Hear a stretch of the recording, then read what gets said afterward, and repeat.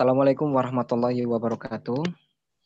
Waalaikumsalam warahmatullahi wabarakatuh. Alhamdulillah, arsalah rasulahu bil huda wa dinil haq liyudhhirahu 'ala dini wa kafala billahi syahida. Asyhadu an la ilaha illallah wa asyhadu anna Muhammadan abduhu la nabiyya ba'da. Puji syukur hadir Allah Subhanahu wa taala yang telah melimpahkan rahmatnya sehingga kita bisa berkumpul di acara ini dalam keadaan sehat walafiat. Alhamdulillah, salawat salam kita haturkan kepada baginda Rasulullah SAW, karena dari beliaulah kita tahu bagaimana agama Islam yang sebenar-benarnya Islam, bagaimana kita bisa tahu tegaknya Islam, dan bagaimana kita bisa paham mengenai fungsi-fungsi dari Islam, apalagi terjadinya wabah COVID saat ini. Dan sesuai dengan tema kita, yaitu tentang PSBB ya, karantina kesehatan, lockdown, bagaimana solusi wabah dalam Islam.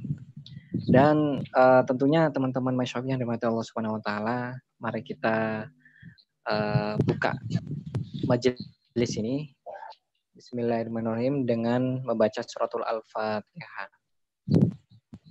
A'udzubillahi minasyaitonir rajim. Bismillahirrahmanirrahim. Alhamdulillahirabbil alamin arrahmanirrahim maliki yaumiddin. Ya kana budu wa iyyaka nasta'in ihdinas siratal mustaqim siratal ladzina an'amta 'alaihim ghairil maghdubi 'alaihim waladdallin. Amin.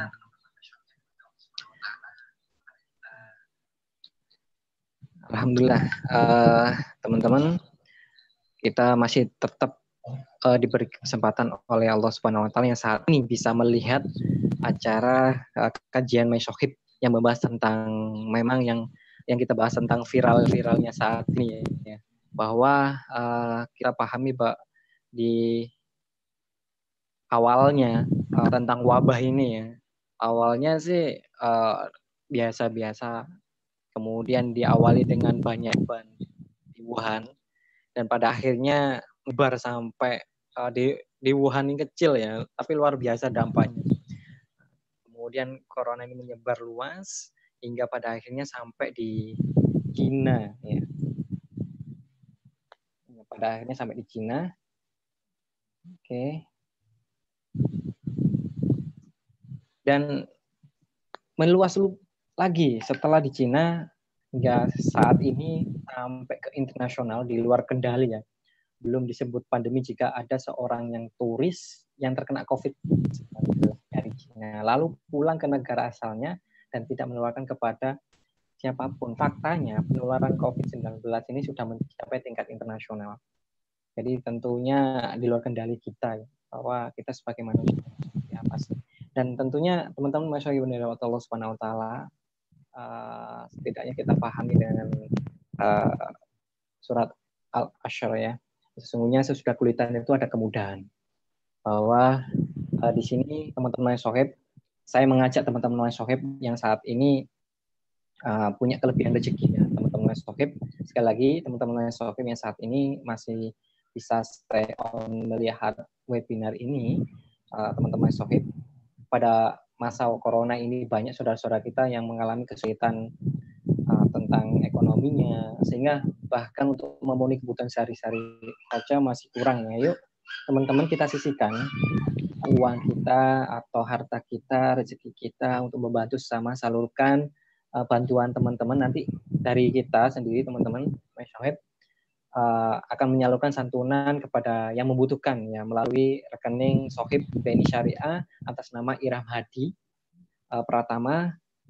Saya bacakan ya, nomor rekeningnya yaitu 0454 510 298. Sekali lagi di nomor rekening BNI Syariah 0454 510 298 atas nama Irham Hadi Pratama. Mohon keikhlasannya buat menambah Rp1 saja teman-teman untuk contoh transfer ya. 100.000 berarti 100.000 plus Rp1 berarti Rp101. Kalau 500.000 berarti Rp501. Teman-teman bisa konfirmasi donasinya di nomornya admin di 0813 9400 0212. Saya ulangi lagi di 0813 9400 0212. Langsung saja kepada selaku pemateri, yaitu dari Dr. Eko Budi yang akrab dipanggil Dr. Dodi. Ya, nanti teman-teman bisa banyak tanya nanti ya, sharing nanti di YouTube, via YouTube, bahwa nanti di sini ada sesi tanya jawab setelah materi. Beliau Dr. Dodi ya, anggota Help Syariah, sedang meniti upgrade ilmu di Surabaya. Beliau akan sharing bagaimana sih tentang PSBB ya, karantina kesehatan lockdown ini, yang bagaimana solusi wabah dalam Islam. Langsung saja kepada Ustadz atau Dr. Dodi. Tafadhol masykurah. Baik, terima kasih. Bismillahirrahmanirrahim. Assalamualaikum warahmatullahi wabarakatuh. Alhamdulillah wa musallian ala Rasulillah sallallahu alaihi wasallam. La haula wa la quwwata illa billahil aliyil azim. Amma ba'd. Alhamdulillah, pada malam hari ini kita bisa bersua kembali di acara My Sohib yang pada hari ini akan mengambil tema yang memang sedang sama-sama kita rasakan. Ya, tidak cuma kita saja, tapi bisa dikatakan semua orang, semua manusia yang ada di bumi ini, begitu, yang sudah mendengar informasi tentang hal ini. Informasi tentang apa? Yaitu informasi tentang adanya wabah penyakit yang menyebar sampai kemana-mana, sehingga bisa dikatakan telah menjadi pandemi atau telah menyebar ke berbagai pelosok dunia. Ya, tentu tidak asing lagi, namanya adalah wabah COVID-19 atau COVID-19 yang disebabkan oleh adanya virus baru, virus corona atau coronavirus yang dinamakan sebagai SARS-CoV-2, karena memang ini merupakan jenis virus yang baru muncul, begitu ya, yang baru muncul akhir tahun kemarin, akhir tahun 2019, yang dilaporkan akhir Desember kemarin, begitu.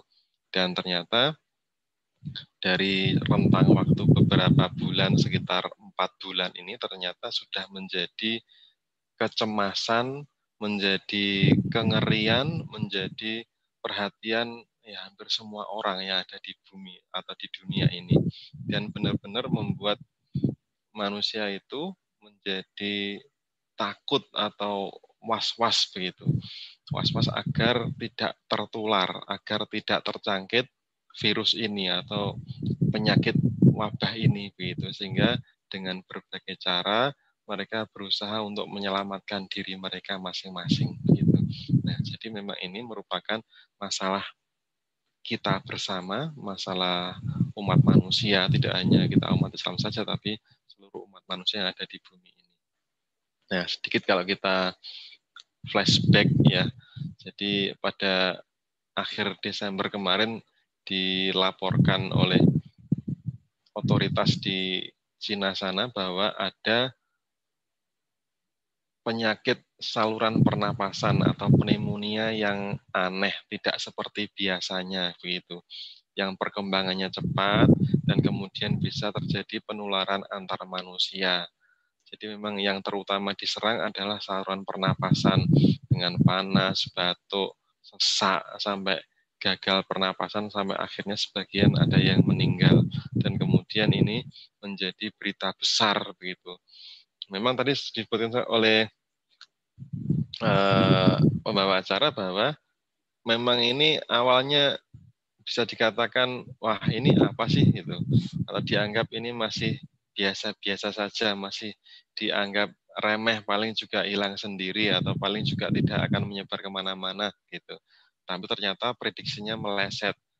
Sampai sekarang kalau kita melihat data begitu, agar kita lebih aware, lebih bisa merasakan betapa besarnya masalah kesehatan yang sedang terjadi ini, begitu. Dan sekarang tidak hanya menjadi masalah kesehatan saja, akan tapi sudah merembet kepada masalah-masalah yang lain. masalah ekonomi, masalah sosial, masalah politik dan sebagainya. Jadi sudah seperti lingkaran setan. Jadi sudah banyak sekali masalah yang ditimbulkan yang awalnya dari wabah ini. Yang kalau kita lihat ya, ternyata memang virusnya sendiri itu kan sangat kecil sekali ya. Kecil sekali, tidak terlihat bahkan. Makanya kasat mata gitu. Nah, bisa dikatakan kita ini dalam keadaan sedang berperang, tapi musuhnya tidak terlihat. Kan berbahaya ini. Berperang tapi musuhnya tidak terlihat. Karena memang ukurannya mikron, bukan mikron, nano. Sekitar 120 nanometer, coba bayangkan. Sangat kecil sekali, tapi makhluk Allah. Nah, ini kan memang makhluk Allah ini. Makhluk Allah yang bernama virus corona baru ini yang tidak terlihat, yang kasat mata ternyata bisa membuat manusia itu yang zaman modern ya dengan berbagai kecanggihan teknologinya, dengan berbagai kehebatannya begitu. Katanya ternyata tidak sanggup menghadapi virus yang tidak kasat mata ini. Jadi seperti itu. Nah, dan ternyata kalau kita lihat sampai sekarang dari data yang ada per hari ini ya, per hari ini secara global internasional, kalau menurut situs worldometers.info itu memang sudah menjangkiti 200 negara lebih, ya, 200 negara lebih, hampir semua negara yang ada di dunia ini. Nah, sampai hari ini yang terjangkit positif itu ada 2.400.000 lebih orang, gitu. 2.400.000 lebih orang, ya, sudah hampir 2,5 juta, dan perkembangannya cepat sekali, gitu. Awalnya cuma 1 akhir atau bulan Desember tahun kemarin, ini 4 bulan sudah menjadi 2,5 juta, hampir 2,5 juta. Dari tidak ada 1 menjadi 2,5 juta orang dalam waktu 4 bulan saja. Nah, ini kan suatu hal yang sangat menakutkan, sangat mengerikan seperti itu. Dan yang sudah meninggal dunia, seluruh dunia secara global, sekitar 165.000 ya, orang, 165.000 orang. Nah, kalau di Indonesia sendiri per hari ini datanya yang positif 6.760 orang. 6.760 orang, tambah sekitar 190-an yang positif untuk hari ini. Dari yang dites sekitar 41.000 orang. Yang positif 6.000 sekian, yang meninggal 590. Yang dilaporkan secara resmi yang meninggal 590 orang seluruh Indonesia sampai hari ini. Nah, kalau di Jawa Timur sendiri, datanya Jawa Timur ini menempati ranking 3, secara nasional menempati ranking 3 dengan jumlah yang positif 590 orang dan yang meninggal 54 orang. Di Surabaya sendiri yang kita sedang berada ini 299 orang yang positif per hari ini. Yang meninggal dunia 31 orang. Jadi kalau di rata-rata dari yang positif itu yang meninggal sekitar 9%. Baik itu di Indonesia secara umum, di Jawa Timur maupun di Surabaya. Dan ini angkanya sekitar 3 kali lipat dibandingkan dengan angka global. Jadi jauh lebih tinggi daripada angka global atau internasional. Sehingga dengan adanya virus yang demikian ganas ya begitu. Jadi ya memang ganas, faktanya demikian gitu. Sehingga ketika ada pihak-pihak yang mengatakan santai saja nanti sembuh sendiri, biasa saja, nggak usah terlalu khawatir lah, itu saya kira tidak sesuai dengan fakta yang ada. Karena faktanya memang ganas seperti itu. Yang meninggal saja coba ini 165.000 orang dan tersebar di seluruh dunia. Bahkan di Amerika sendiri yang katanya negara maju, yang meninggal banyak sekali di sana. Gitu. Yang positif banyak sekali gitu. Kurang maju apa ya, kalau kita pikir ya, secara dalam kondisi sekarang ya, kalau kita pikir kurang maju apa itu Amerika, teknologinya, kesehatannya begitu. Ternyata yang meninggal juga banyak. Ini artinya apa? Memang ini berbahaya. Virus ini, wabah ini memang berbahaya gitu. dan terkait dengan informasinya seperti apa, gejala seperti apa, penanganan seperti apa. Nah, kita sudah banyak mendengar atau banyak membaca di berbagai informasi yang ada di medsos maupun secara resmi di televisi dan lain sebagainya. Nah, itu yang fakta sekarang ternyata terjadi seperti itu. Dan kalau kita lihat yang di area sekitar Surabaya dan sekitarnya ini termasuk zona merah ya. Hampir semua kabupaten atau kota di Jawa Timur ini sudah memasuki zona merah, kecuali ada beberapa 2 atau 3 itu kabupaten yang belum zona merah begitu. Nah, sehingga ketika sekarang ini sedang zona merah dan mengkhawatirkan semua orang seperti ini agar mereka tidak tertular wabah ini, penyakit ini, maka beberapa daerah memiliki inisiatif untuk melakukan PSBB istilahnya, pembatasan sosial berskala besar, PSBB. Yang pertama kemarin di DKI Jakarta, di Provinsi DKI Jakarta, daerah khusus Ibu Kota Jakarta, kemudian diikuti beberapa daerah yang lain, Bodebek, nah itu. Nah, dan kemudian kalau di seputar Surabaya ini, kemarin ya hari Ahad kemarin ini, Gubernur memanggil beberapa kepala daerah Surabaya, Sidoarjo, Gresik untuk membahas tentang wabah yang sedang melanda ini, dan kemudian akhirnya sepakat untuk meminta dilakukan PSBB atau diterapkan, dijalankan PSBB di Surabaya, Gresik, Sidoarjo, dan nanti akan diusulkan kepada Kementerian Kesehatan, kepada Menteri Kesehatan untuk disetujui. Nah, itu faktanya sekarang seperti itu. Nah, ketika sekarang ini masih dibahas, kemudian mau diajukan, ya mungkin beberapa hari lagi atau seminggu lagi, nanti akan dijalankan PSBB di Surabaya, Gresik, dan Sidoarjo selama biasanya sekitar 2 minggu atau 2 pekan PSBB. Nanti bisa dievaluasi, sudah mencukupi atau belum. Kalau belum nanti bisa ditambah lagi. Kalau sudah mencukupi ya sudah cukup begitu. Nah, itu adalah yang terjadi sekarang ini. Jadi kalau kita lihat memang perkembangannya terus banyak, akan tapi memang masih ada juga faktanya di antara sebagian anggota masyarakat itu yang masih belum aware atau masih belum memiliki kepedulian atau perhatian terhadap wabah ini, sehingga misalnya kalau kita lihat ya kemana-mana masih rame gitu ya, jalan-jalan masih rame, tempat-tempat umum juga masih rame, tidak menggunakan masker, tidak ada penjagaan jarak atau social distancing atau physical distancing. Nah, ini ternyata kita lihat faktanya memang seperti itu. Nah, teman-teman Mai Sohib yang dirahmati Allah, saya akan sedikit mengupas bagaimana sih yang terjadi tentang penanganan wabah corona yang sudah menjadi masalah besar di dunia zaman sekarang ini, yang tentu membuat kita merasa sedih ya, apalagi ini kan sudah mau bulan Ramadan ya, Masya Allah ya. Jadi tinggal beberapa hari lagi, mungkin nanti hari Kamis atau hari Jumat, kita sudah memasuki bulan Ramadan. Di tengah kondisi yang seperti sekarang ini, yang bisa dikatakan semakin mencekam, semakin mengkhawatirkan terkait dengan penularan wabah ini, begitu.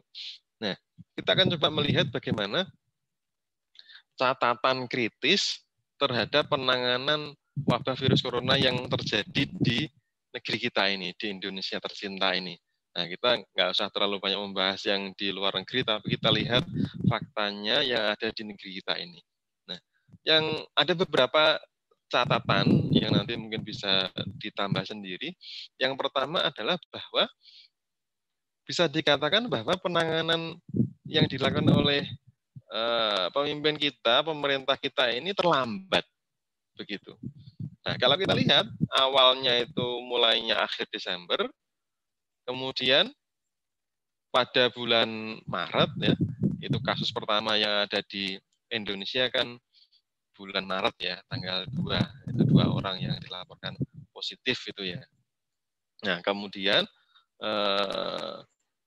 baru tanggal 13 Maret 2020 dibentuklah tim khusus atau gugus tugas percepatan penanganan COVID-19 di bawah BNPB, dinyatakan sebagai bencana non alam begitu. Jadi rentang waktunya itu lebar gitu atau panjang, Desember sampai Maret ya sekitar 2,5 bulan. 2,5 bulan. Jadi lag waktunya itu 2,5 bulan. Ini kan waktu yang lama. 2,5 bulan kan sekitar 75 hari gitu. 75 hari. Kalau padi itu sudah mau panen gitu, sejak dari tanam sampai 75 hari sudah mau panen, atau mungkin varietas tertentu sudah panen itu.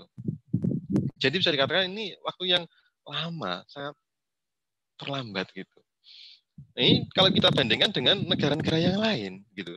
Negara-negara yang lain ternyata ya tidak selambat negeri kita ini, tidak selambat Indonesia, meskipun ada juga yang lain yang lambat, tetapi kalau kita bandingkan dengan beberapa negara lain yang nanti bisa dikatakan berhasil gitu, tanda kutip berhasil gitu ya, misalnya Taiwan, Papua Nugini, atau Vietnam, Korea Selatan, ini termasuk yang sejak awal itu langsung cepat gitu, responnya langsung cepat.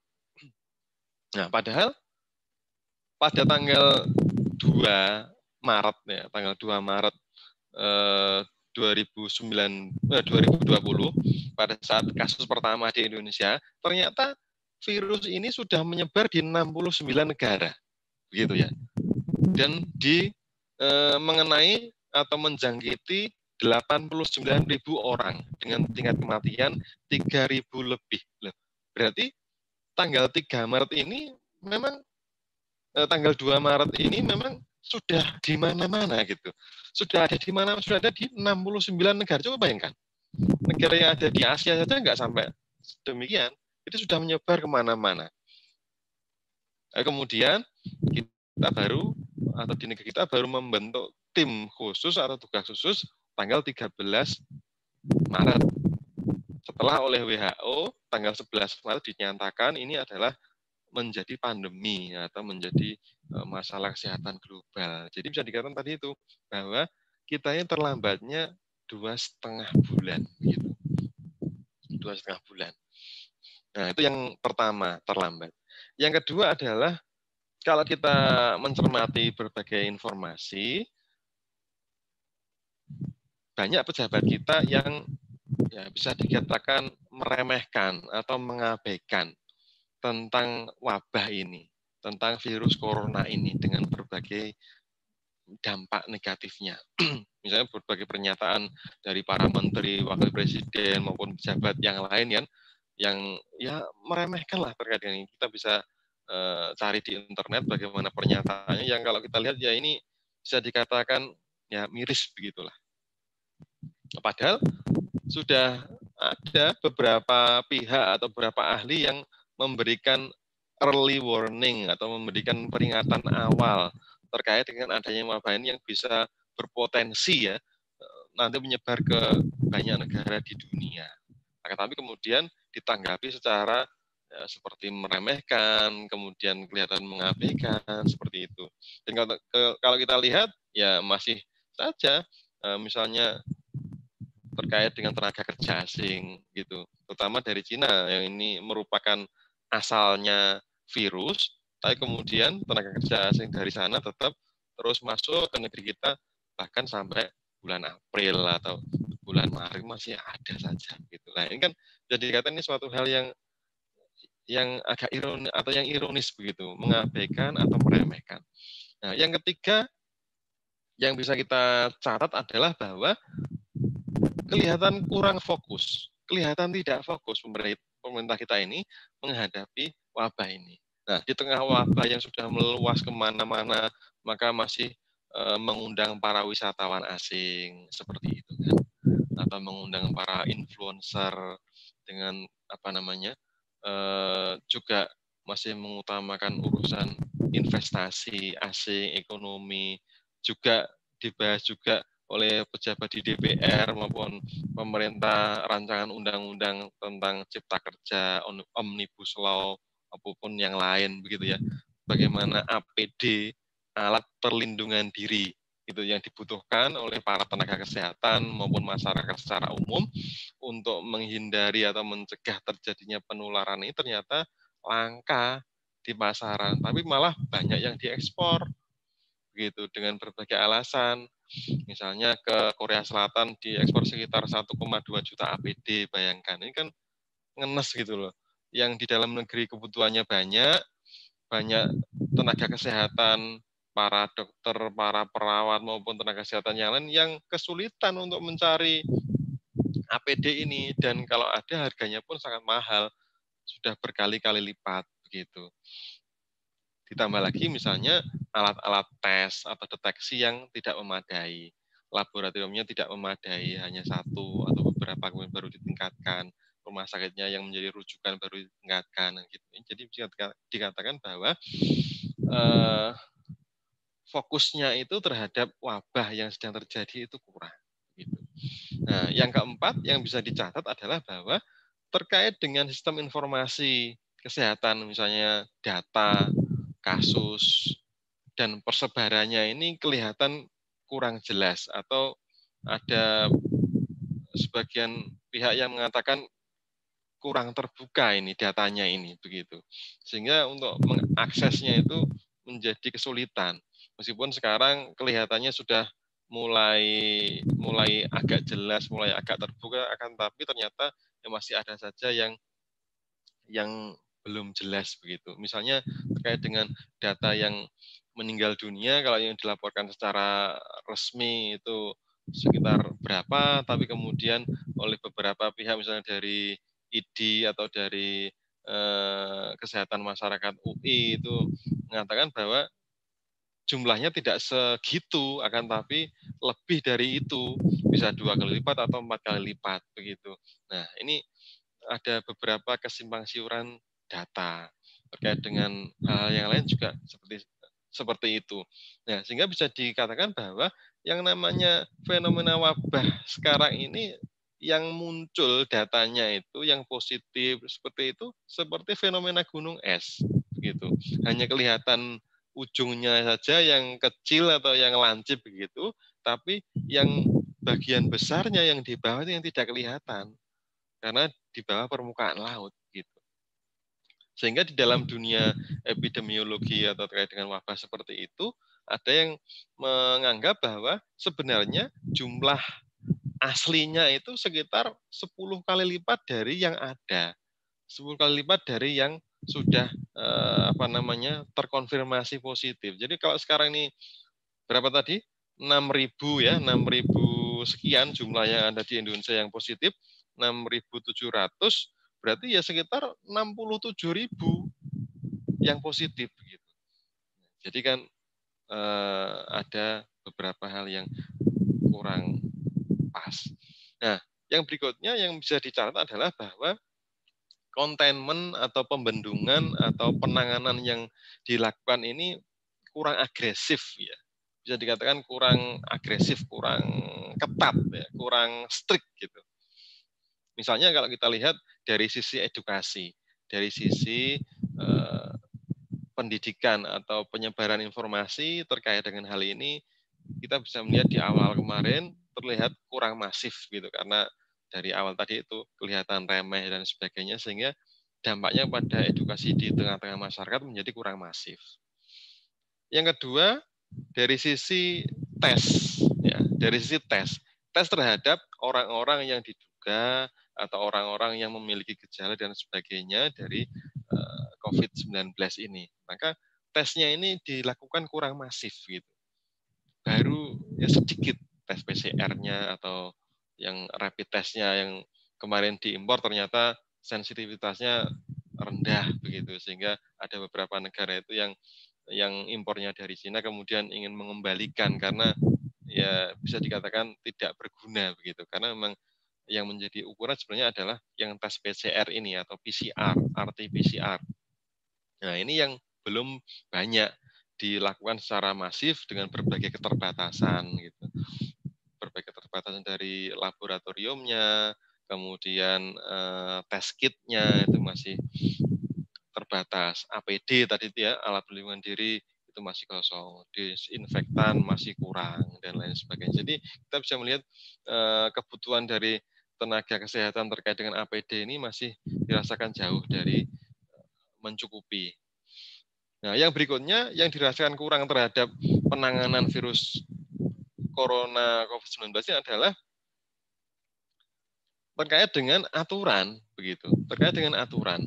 Nah, sebenarnya di Indonesia ini sudah ada undang-undangnya, sudah ada peraturan perundang-undangnya, misalnya Undang-Undang Nomor 6 Tahun 2018 ya, yang termasuk baru tentang kekarantinaan kesehatan, begitu. Nah, sebenarnya sudah ada undang-undangnya, sudah diundangkan. Akan tapi kemudian kalau kita lihat ternyata di Indonesia ini tidak menjalankan itu untuk menangani wabah virus corona ini. Akan tapi dengan membuat aturan baru, membuat peraturan baru untuk menangani hal ini, begitu.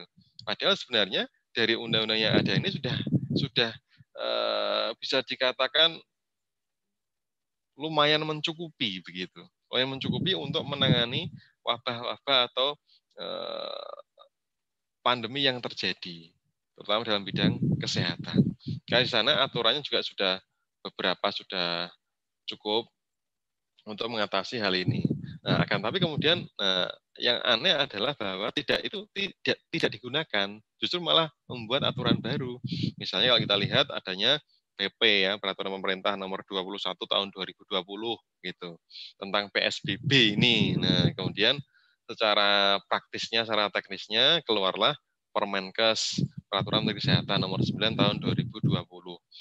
Bagaimana secara praktis menjalankan PSBB atau pembatasan sosial berskala besar.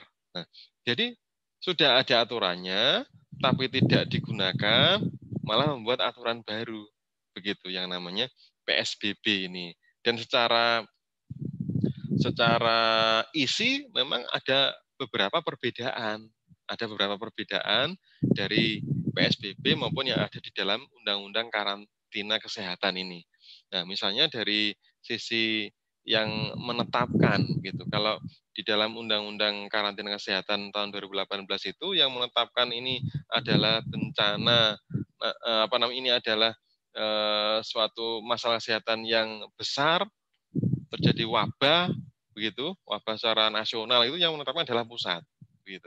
Tapi kalau PSBB ini yang mengusulkan itu adalah dari bawah, dari daerah, dari bupati, wali kota, atau gubernur, nah gitu. Jadi bukan langsung dari pusat menentukan, oh daerah sana, kabupaten sana, provinsi sana harus melakukan karantina wilayah. Gitu. Tidak seperti itu. Tetapi justru malah kebalikannya. Kalau di dalam PSBB itu, dari daerah mengusulkan atau mengajukan kepada pusat, yaitu kepada Menteri Kesehatan, agar daerahnya tadi itu diterapkan PSBB. Jadi seperti itu. Ketika disetujui, maka oke, jalankan. Kalau tidak disetujui, ya sudah. Berarti belum dilakukan. Nah, itu dari sisi yang pertama. Dari sisi yang menetapkan itu siapa. Nah, yang kedua adalah dari sisi pendanaan. Nah, kalau dari Undang-Undang Nomor 6 Tahun 2018, isinya sudah cukup bagus terkait dengan hal itu. Dari sisi pendanaan, maka dari APBN. Dari APBN. Sehingga orang-orang yang ada di suatu daerah atau suatu wilayah yang dilakukan karantina wilayah tadi itu, maka akan diberikan jaminan. Ya, ini yang perlu digarisbawahi. Jaminan. Tentang apa? Tentang kebutuhan mereka sehari-hari selama dilakukan karantina. Begitu.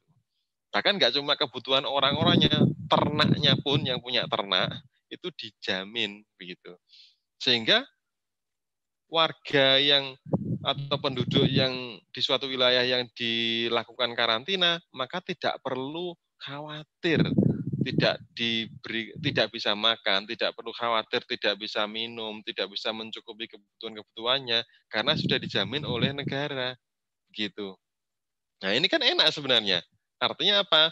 Enak itu adalah bahwa tidak perlu kemudian keluar rumah atau bekerja dan lain sebagainya, yang itu akan bisa memudahkan penyebaran penyakit atau wabah itu sendiri, termasuk kepada dirinya sendiri, membahayakan kesehatannya, tapi sudah diberikan jaminan, diberikan kebutuhan-kebutuhannya, bisa diberikan uang atau barang secara langsung, dan lain sebagainya. Sehingga orang akan tetap stay at home, tinggal di rumah, tapi sudah dicukupi kebutuhannya. Nah, ini kan enak, begitu. Dalam arti memang ini tujuannya adalah untuk memutus mata rantai penyebaran wabah, begitu. Bukan apa-apa, tapi untuk memutus mata rantai penyebaran wabah. Nah, kan orang ya nggak enak toh, meskipun di rumah nggak keluar-keluar kan nggak enak. Artinya itu suatu hal yang nggak alami, begitu. Orang semua nggak akan suka gitu. Artinya secara alami manusia itu nggak suka dirinya itu dikekang, ya, diisolasi, dikekang itu nggak suka. Tetapi itu adalah dalam rangka untuk membatasi atau mencegah terjadinya penyebaran penyakit. Dan itu kemudian oleh pemerintah dalam undang-undang ini dijamin kebutuhannya. Sebenarnya enak seperti itu. Nah, kalau PSBB tidak seperti itu. Karena daerah yang mengusulkan, maka ya daerah itu yang membiayai. Begitu. Masing-masing daerah itu yang membiayai. Nah, dan kita lihat ternyata tidak semua daerah itu kan mampu. Tidak semua daerah itu kan punya APBD atau pendapatan daerah yang besar. Sehingga tidak semuanya itu mampu untuk membiayai ketika melakukan karantina wilayah atau PSBB ini, begitu. Nah, sehingga ya harus dapat bantuan dari pusat, dan pusat pun juga belum tentu ada dana, begitu kan. Dan kalau kita lihat sendiri utang pemerintah kita kan sangat besar kan, 5.000 triliun lebih dan sebagainya. Oleh karena itu memang ini ada beberapa perbedaan antara undang-undang tentang karantina kesehatan tadi itu dengan PSBB. Padahal sudah ada aturannya yang bisa dikatakan cukup, tapi ternyata membuat aturan baru yang, nah ini seolah-olah bisa dikatakan ya dilempar aja ke pemerintah daerah masing-masing, sehingga nanti akan masing-masing pemerintah daerah tadi itu untuk menangani atau mengelola wabah yang ada di sana. Sehingga bisa dikatakan bahwa ini ya kebijakan yang setengah-setengah begitu loh terkait dengan PSBB ini, sehingga ya, efektivitasnya masih diragukan begitu. Meskipun ya harapan kita terkait dengan wabah ini kan segera selesai, tapi kalau dilihat dari faktanya ya Allah alam, meskipun doa kita tetap cepat selesai. Nah, yang berikutnya adalah dari sisi bahwa kita ini sekarang bisa dikatakan sedang berperang secara buta, begitu ya. Berperang secara buta. Kenapa? Karena kita nggak tahu orang-orang di sekitar kita. Kalau kita kemana gitu misalnya, masih kemana, ke pasar gitu misalnya, atau berbelanja ke toko gitu misalnya, kebutuhan sehari-hari. Orang yang kita temui atau penjualnya atau siapa itu, kita nggak tahu statusnya. Apakah dia itu karier virus, ataukah dia itu sudah positif, atau dia itu tidak, kita nggak tahu begitu. Nah ini kan namanya perang secara buta, karena nggak tahu medan kita ini, nggak tahu orang-orangnya aja ini gimana begitu. Masya Allah, ini memang berat, situasi sekarang ini memang berat gitu.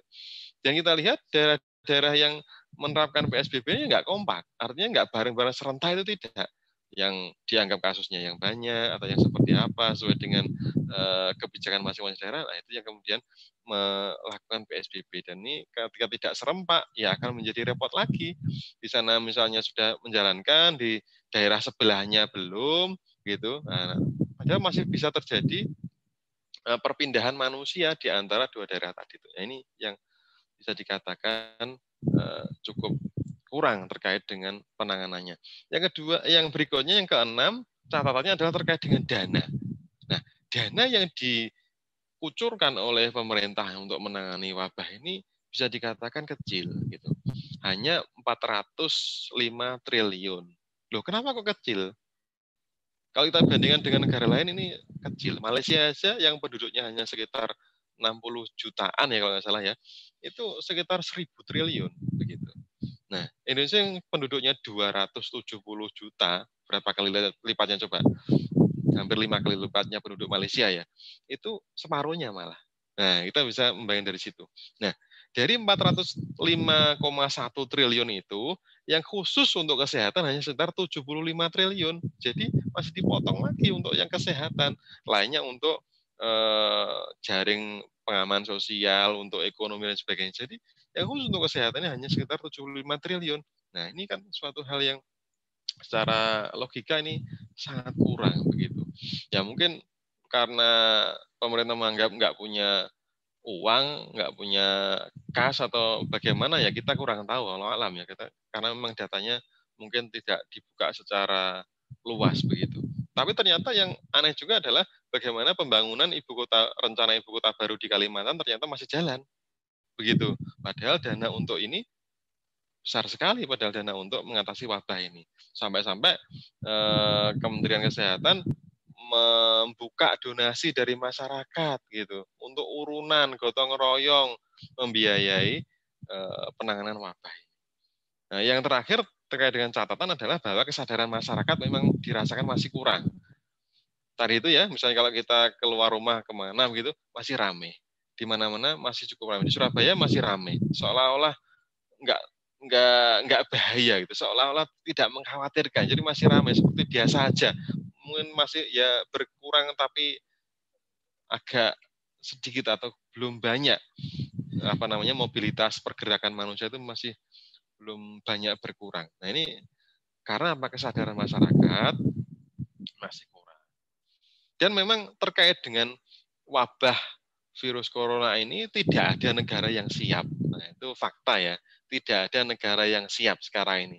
Akan tapi kalau kita lihat yang kelihatan berhasil atau yang sudah cukup berhasil untuk menangani ini ada beberapa negara. Misalnya Taiwan, Korea Selatan, Vietnam, Jerman. Ini termasuk Selandia Baru. Ini termasuk yang bisa dikatakan agak berhasil. Kenapa? Karena sejak awal itu sudah langsung cepat gitu ya. Tanggap, responnya itu tidak terlambat, tapi cepat. Taiwan itu langsung ada informasi seperti itu, belum menyebar kemana-mana, langsung tutup perbatasan. Begitu. Ada yang masuk penumpang lewat kapal atau lewat bandara, langsung dites. Dites apa? Termometer suhu. Oh, kalau ternyata panas langsung di karantina 14 hari. Jadi seperti itu, cepat sekali. Akhirnya apa? Kasusnya sedikit, yang meninggal sangat sedikit. Begitu. Karena apa? Serius. Lebih serius dibandingkan yang ada di negeri kita. Nah, itu yang bagian terkait dengan catatan kritis tentang penanganan wabah virus corona yang ada di negeri kita ini selama beberapa waktu terakhir ini. Nah, yang berikutnya adalah bagaimana ini kita sebagai kaum muslimin, sebagai orang Islam, bagaimana menyikapi adanya wabah virus corona ini. Ya tentu kita berharap bahwa wabah ini segera selesai, segera hilang dari muka bumi ini sehingga kita bisa hidup normal lagi begitu loh. Kita bisa hidup normal lagi, kita bisa kemana-mana secara bebas, nggak usah khawatir, nggak usah kemana-mana pakai masker, kemana-mana bawa disinfektan maupun yang lain-lain lah. Ini kan suatu hal yang sangat menyedihkan bagi kita, begitu. Seorang Muslim apalagi sangat menyedihkan. Mau beribadah, mau beribadah, mau sholat rawatib di masjid 5 waktu, mau sholat Jumat, susah sekarang begitu. Masya Allah, ini merupakan ujian ya, cobaan bagi kaum muslimin saat sekarang ini, apalagi ini menjelang bulan Ramadan, ini cobaan yang besar bagi kita. Nah, oleh karena itu, perlu bagi kaum muslimin, bagi kita, untuk melihat atau untuk menengok apa yang sebenarnya diajarkan oleh agama kita terkait dengan adanya semisal wabah penyakit seperti ini. Gitu. Nah, ada juga fenomena yang ya bisa dikatakan ironis begitu loh. Misalnya ketika ada kaum muslimin yang mengaitkan wabah penyakit atau mengaitkan masalah-masalah sosial, masalah-masalah kemasyarakatan gitu, itu dikaitkan dengan solusi Islam. Nah, ini masih ada orang yang skeptis, masih ada orang yang meragukan, atau masih ada orang yang menganggap apa sih gitu.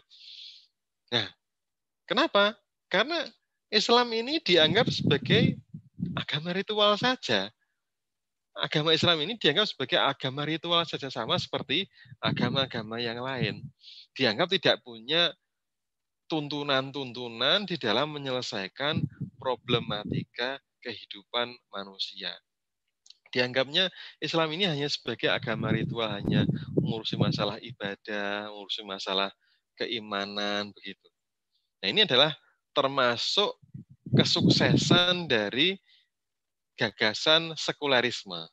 Ya, mau tidak mau kita harus mengatakan itu, bahwa ini adalah kesuksesan dari sekularisme yang ada di dunia Islam, di tengah-tengah kaum muslimin. Gitu. Padahal Islam itu adalah sempurna dan komplit tuntunannya. Paketnya itu komplit, paket ajarannya itu komplit. Al-yauma akmaltu lakum dinakum wa atmamtu alaikum nikmati wa raditu lakumul Islam madina, misalnya gitu dalam Al-Maidah. Atau misalnya dalam ayat yang lain, a'udzubillahi minasyaitonirrajim, wa nazzalna 'alaikal kitab tibyana likulli syai'in wa huda wa rahmah wa busyra lil muslimin, dalam An-Nahl ayat 89. Jadi Islam itu sempurna dan komplit, komprehensif, menyeluruh ajarannya, begitu. Sehingga ini akan menjadi solusi, akan menjadi jawaban terhadap semua masalah-masalah yang dihadapi oleh kaum muslimin dan manusia pada umumnya. Tidak hanya untuk kaum muslimin, tapi juga manusia secara keseluruhan. Islam memiliki paket-paket solusinya, begitu, secara lengkap dan sempurna. Jadi bukan sekuler. Kalau sekuler itu kan bahwa ajaran-ajaran agama itu tidak perlu mengurusi urusan-urusan kemasyarakatan, mengurusi urusan-urusan kenegaraan, nggak perlu, nggak boleh, itu namanya sekulerisme, begitu. Agama ya sudah ngurusi ibadah, ngurusi keimanan, sedangkan urusan-urusan kemasyarakatan, kenegaraan diurus sendiri, dibuat sendiri aturannya oleh manusia itu, gitu. Nah, itu adalah sekulerisme. Dan Islam itu tidak seperti itu. Islam itu ajaran secara ritual keimanan iya, secara kemasyarakatan kenegaraan juga iya. Nah, terkait dengan masalah wabah atau kesehatan ini, Islam juga punya aturan. Islam juga punya solusi. Nah, ini saya mencoba untuk memudahkan pemahaman ya terkait dengan bagaimana solusi Islam di dalam mengatasi wabah corona atau wabah secara umum, wabah penyakit ini dari dua sisi. Yang pertama adalah dari sisi personal, dari sisi masing-masing individu gitu. Maka ketika kita menghadapi adanya wabah seperti ini, yang pertama adalah harus sabar, begitu. Harus sabar dan ridho terhadap qada, terhadap ujian yang sedang diberikan oleh Allah Subhanahu wa taala kepada kita ini. Begitu ya. Ini sudah mafhum, artinya sudah menjadi pemahaman kaum muslimin, harus bersabar, harus ridho terhadap musibah, terhadap qada, terhadap ketentuan dari Allah Subhanahu wa taala, baik buruknya berasal dari Allah Subhanahu wa taala. Itu yang pertama. Yang kedua adalah kita mesti beristighfar ya. Kita mesti meminta ampun kepada Allah Subhanahu wa taala atas kesalahan-kesalahan kita. Seraya kita berdoa kepada Allah dan kemudian kita taat mengikuti semua ajaran atau tuntunan di dalam agama kita ini. Kita mengaku kepada Allah selama ini kita banyak melakukan dosa-dosa, kemaksiatan, kesalahan, sehingga kita mesti untuk bertaubat, kembali kepada Allah, kembali kepada ketaatan kepada Allah Subhanahu wa taala. Itu yang kedua. Yang ketiga adalah tentunya menjaga kesehatan ya. Kesehatan pribadi dan keluarga kita. Ini yang lingkup yang terkecil ya. Kesehatan pribadi diri kita maupun keluarga kita dengan berbagai cara yang sudah banyak disampaikan ya. Minum minuman, makan-makan yang cukup, yang bergizi, olahraga, kemudian vitamin, bisa berjemur begitu. Ditambah lagi dengan rajin cuci tangan, pakai masker dan sebagainya. Itu adalah bagaimana agar kita menjaga kesehatan kita ini.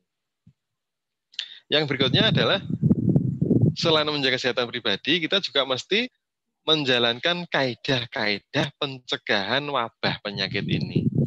Ini sudah banyak dijelaskan ya, dengan physical distancing, social distancing, menjaga jarak antara satu orang dengan orang lain minimal 1,5 meter begitu, karena percikan dari batuk atau dari bersinnya orang yang terinfeksi virus tadi itu bisa keluar sampai sejarak itu begitu, atau bahkan ada yang mengatakan lebih jauh lagi, tapi minimal sekitar 1,5 meter itu menjaga jarak. Kemudian stay at home, banyak di rumah gitu. Loh, gimana lah, saya kan kalau nggak keluar rumah, nggak kerja, nggak dapat uang, siapa yang akan mencukupi kebutuhan saya? Lah ini dilema, begitu ya. Ini dilema memang, dilema bagi kita sekarang ini. Kalau sekarang ini kita nggak keluar, ya terancam nggak dapat uang untuk memenuhi kebutuhan kita sehari-hari. Apalagi yang misalnya tabungannya menipis atau tabungannya hanya cukup untuk seminggu, 2 minggu, sebulan begitu. Maka ini menjadi suatu hal yang merepotkan sekali begitu bagi para penduduk, bagi para warga negara ini. Ketika tidak ada jaminan, tidak ada bantuan dari mana? Dari pemerintah. Sebagaimana dalam Undang-Undang Nomor 6 Tahun 2018 tentang kekarantinaan kesehatan tadi itu. Jadi ini ya gimana ya? Ya Allah, ini memang sulit sekali nih kondisi sekarang ini. Disuruh diam di rumah, disuruh kerja di rumah, atau diam di rumah, tapi nggak punya penghasilan. Kan begitu kebanyakan orang ya. Nggak punya pendapatan. Terus gimana untuk memenuhi kebutuhan sehari-hari? Nah, ini tadi itu ya, berbagai kaidah pencegahan. Sering cuci tangan tadi ya. Kalau kemana-mana keluar, terpaksa keluar pakai masker. Gitu ya. Masker wajib ini ya, minimal masker kain, kalau bisa masker bedah gitu. Karena memang ya kita nggak tahu siapa yang terinfeksi, siapa yang tidak. Yang berikutnya secara personal yang bisa kita lakukan adalah peduli kepada sesama. Ini penting ya, Maisohib, teman-teman Maisohib dimanapun berada, ini penting kepedulian kita terhadap saudara-saudara kita, terhadap sesama, terhadap orang-orang di sekitar kita gitu, yang ada saat sekarang ini kesulitan apa? Kesulitan keuangan, kesulitan untuk memenuhi kebutuhan-kebutuhannya karena harus tinggal di rumah, tidak bisa kerja, atau bahkan yang di PHK begitu, yang diputus hubungan kerja. Kan sekarang banyak sekali ya, katanya ada berapa juta itu, 1,2 juta kalau nggak salah yang di PHK. Masya Allah, ini suatu hal yang mengerikan dampaknya seperti itu.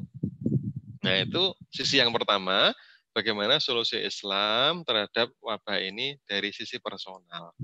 Nah, yang kedua yang kita lihat adalah dari sisi pemimpin, dari sisi penguasa, begitu, dari sisi pemerintah.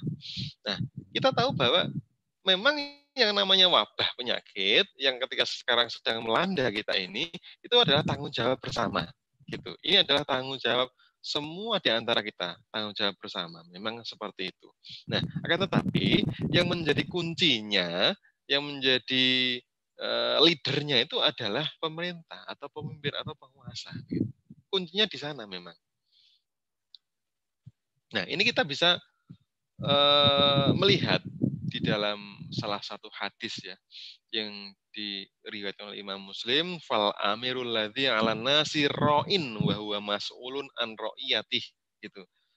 Dan seorang amir, seorang pemimpin itu adalah pemelihara terhadap urusan-urusan rakyat yang di bawah kekuasaannya begitu. Dan dia akan dimintai pertanggungjawaban atas pengurusannya kepada rakyat yang ada di bawah kendalinya itu. Nah, ini adalah tanggung jawab utama yang sangat jelas di dalam Islam, di dalam syariat Islam sebagai seorang pemimpin. Dia adalah penanggung jawab, dia adalah pelayan dari rakyat, dari masyarakat, dari warganya. Dia adalah leadernya begitu. Sehingga memang kuncinya di sini. Kuncinya memang di sini. Sehingga yang namanya seorang pemimpin itu dia mesti memiliki karakter sebagai ya the real leader gitu, sebagai pemimpin yang real gitu, yang ketika ada ancaman terhadap warganya, pada orang-orang yang dipimpinnya, maka dia akan melindunginya, maka dia akan menjadi penanggung jawab yang utama, dia akan terdepan gitu dalam melindungi keselamatan atau nyawa dari rakyatnya. Karena pemimpin ini dia punya semua sumber daya, punya semua sumber daya yang diperlukan untuk mengatasi wabah atau masalah yang ada di tengah masyarakat. Seperti itu. Nah, sehingga terkait dari sisi pemimpin ini, maka bagaimana Islam memberikan solusinya, gitu, kita bisa melihat dari beberapa catatan. Yang pertama adalah sebagai perwujudan rasa tanggung jawab yang besar dari seorang pemimpin, yang pertama haruslah seorang pemimpin tadi itu fast respon, begitu ya. Responnya itu cepat, tidak lelet, gitu, tidak telat, gitu. Merespon terhadap berbagai ancaman atau gangguan yang mengancam keselamatan dari warganya. Harus seperti itu. Sehingga ketika ada wabah yang merebak seperti ini, maka sejak awal gitu, itu langsung cepat gitu, cepat actionnya itu cepat gitu. Karena sebagai perwujudan posisinya sebagai seorang pemimpin atau pemerintah. Itu yang pertama. Dari kita lihat contoh tadi itu ya, misalnya kayak di Taiwan atau mana kan cepat gitu contohnya. Meskipun itu adalah negara-negara bukan negeri-negeri Islam, tapi ternyata paham tentang hal ini begitu. Meskipun juga tidak berdasarkan kepada Islam, tapi secara logika ya memang harus seperti cepat gitu. Dan Islam itu memberikan tuntunan harus cepat di dalam apa? Merespon setiap hambatan atau ancaman yang ada. Yang pertama, yang kedua serius. Serius, tidak meremehkan, tidak mengabaikan ancaman-ancaman yang ada. Begitu. Yang ada di tengah-tengah masyarakat. Nah, kenapa demikian? Misalnya kalau kita melihat ayat Al-Quran ya, yang menjelaskan tentang hal itu di dalam Quran surat Al-Ma'idah ya. Bagaimana terkait dengan menyelamatkan nyawa seorang manusia. A'udzubillahi minasyaitonirrajim. Wa man ahyaha faka'annama ahyan nasa jami'a. Walaqad ja'atuhum rusuluna bil bayyinati tsumma inna katsiran minhum ba'da dzalika fil ardi lamusrifun. Barang siapa yang memelihara kehidupan seorang manusia, maka seakan-akan dia telah memelihara kehidupan semua manusia. Sesungguhnya Rasul kami telah datang kepada mereka dengan membawa keterangan-keterangan yang jelas, tetapi kemudian banyak di antara mereka setelah itu melampaui batas di bumi. Jadi, jelas memberikan tuntunan begitu, bahwa menyelamatkan nyawa manusia itu adalah suatu hal yang sangat besar tanggung jawabnya. Suatu hal yang sangat besar artinya, sangat penting gitu. Dan ini wajib dimiliki oleh seorang pemimpin, tidak boleh meremehkan, tidak boleh mengabaikan nyawa. Satu momen itu lebih berharga daripada dunia dan seisinya begitu. Nah, jadi nyawa itu lebih penting daripada harta. Nyawa luwih penting tinimbang bondo. Nah, gitu ya. Nyawa luwih penting tinimbang bondo. Kalau nyawa tidak bisa dibeli, tidak bisa ditukar, nggak rangkep-rangkep, cuma punya satu nyawa kita itu. Kalau harta hilang bisa dicari lagi, bisa pinjam, bisa meminta kepada orang lain begitu. Kalau nyawa minta kepada siapa kalau sudah nggak ada? Bisa pinjam kepada siapa kalau sudah nggak ada? Jadi begitu.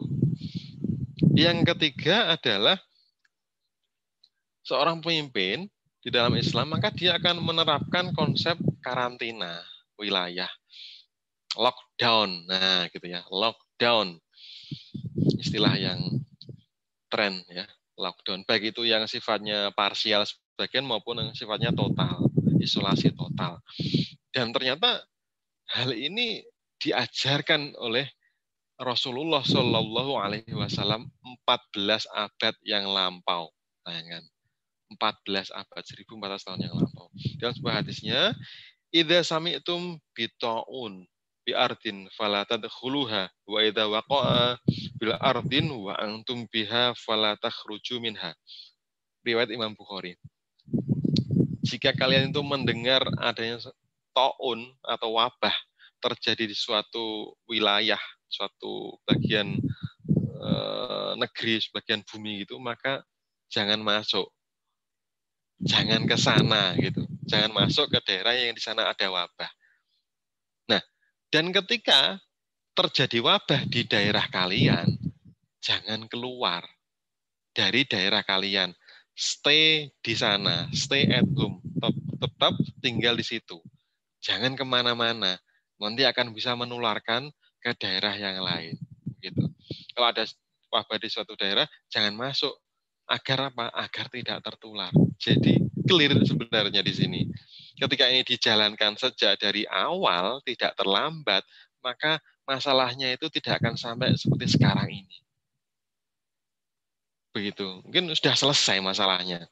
Kita bisa happy-happy, artinya bisa secara normal menjalani kehidupan kita. Ketika sejak awal itu memperlakukan sebagaimana yang dituntun oleh Rasulullah SAW terkait dengan hadis ini. Dan ini ternyata dipuji loh. Konsep karantina ini, lockdown ini dipuji oleh salah seorang profesor di Universitas Rice di Amerika sana, Profesor Craig Considen gitu. Jadi yang mengatakan bahwa Nabi Muhammad itu yang pertama kali pionirnya itu mencetuskan konsep lockdown atau karantina yang sekarang ini ternyata memang efektif ketika dijalankan untuk mengatasi wabah. Jadi seperti itu. Dan di dalam situasi karantina atau lockdown seperti ini, ternyata apa? Islam memberikan berbagai macam kebutuhan yang diperlukan oleh manusia yang di lockdown di suatu daerah tadi itu agar tidak repot, agar tidak kekurangan bahan pangan, agar tidak kekurangan sumber penghidupan, dijamin oleh negara, dijamin oleh pemimpin kaum muslimin. Jadi seperti itu konsepnya demikian. At any cost gitu ya. Jadi sebanyak mungkin dana yang dibutuhkan tidak masalah gitu. No problem. Akan diusahakan karena ini akan menyangkut keselamatan nyawa warga. Harus utama. Enggak ada itu kemudian mengutamakan ekonomi, investasi, pariwisata, tidak. Tapi justru akan mengutamakan urusan nyawa keselamatan warga. Karena kalau banyak yang meninggal, bagaimana pertanggungjawaban nanti di akhirat? Begitu. Bagaimana nanti dampaknya ketika banyak yang meninggal, banyak yang sakit, tentu produktivitas secara ekonomi juga akan turun dengan drastis. Nah, yang berikutnya yang akan dilakukan oleh Islam, berdasarkan Islam, pemimpin yang menjalankan Islam adalah ya tentunya akan menjalankan protokol kesehatan terkait dengan adanya wabah ini secara terbaik. Bagaimana mendeteksi penyakit dengan cara yang terbaik, bagaimana mencegah terbaik, bagaimana mengobati secara baik, secara cukup, sarana prasarananya, APD-nya, tenaga kesehatannya, penelitiannya untuk menemukan vaksin misalnya atau obatnya. Ini akan terus dilakukan dengan cepat dan penuh tanggung jawab. Yang keempat, tentu akan kerjasama dengan banyak pihak, dengan semua elemen masyarakat, dengan para ahli akan didengarkan. Oh ini bahaya ya, akan didengarkan dengan para tokoh, dengan para ulama, dengan media massa dan sebagainya. Nah ini akan digalakkan sehingga apa? Akan bisa serempak, akan bisa harmonis, akan bisa saling mendukung, akan bisa saling membantu. Yang berikutnya, yang kelima adalah edukasi dan komunikasi yang bagus dengan masyarakat. Nah apalagi sekarang kan kemajuan teknologi sudah sangat maju kan, data itu untuk di upload, dikelola itu sudah sangat mudah sekali dan akan bisa diakses oleh masyarakat secara real time, kemudian secara terbuka sehingga kewaspadaan aware dari masyarakat akan meningkat. Begitu. Akan tahu oh di sana merebak wabah di sana, zona merah atau seperti apa sehingga memang harus stay di rumah. Nah, sehingga ini akan memudahkan masyarakat untuk mematuhi aturan-aturan yang dijalankan oleh pemerintah terkait dengan adanya wabah ini. Jadi komunikasi edukasi tadi akan dijalankan dengan baik dengan memanfaatkan kemajuan teknologi informasi. Data-data tadi itu akan mudah sekali diakses. Nah, yang keenam, yang terakhir, yang tidak kalah pentingnya adalah pemimpin kaum muslimin akan mendorong mendorong apa? Mendorong masyarakatnya, mendorong rakyatnya untuk bertaubat. Jadi begitu. Untuk bertaubat, untuk menghindari maksiat, untuk berdoa, untuk taat kepada syariat Islam gitu. Tujuannya apa? Agar ketika dekat dengan Allah, ketika bertaubat, ketika taat kepada Allah, maka Allah akan berkehendak untuk segera mencabut wabah wabah penyakit yang sedang terjadi. Jadi intinya adalah dari poin yang ke-6 ini, seorang pemimpin muslim tadi itu dia memiliki visi akhirat, gitu ya. Dia akan memiliki visi akhirat. Dia selalu terhubung semua kebijakannya tadi itu dengan akhirat, dengan Allah Subhanahu wa taala yang telah memberikan dia amanah sebagai seorang pemimpin. Nah, jadi ini penting sekali untuk disadari oleh kaum muslimin dan masyarakat secara keseluruhan terkait dengan solusi Islam secara personal maupun dari sisi kepemimpinan. Dan kalau kita lihat yang terakhir ya, kenapa seluruh dunia ini sekarang termasuk negara-negara maju di Amerika Eropa itu kok sulit sekali memberantas atau mengatasi wabah ini.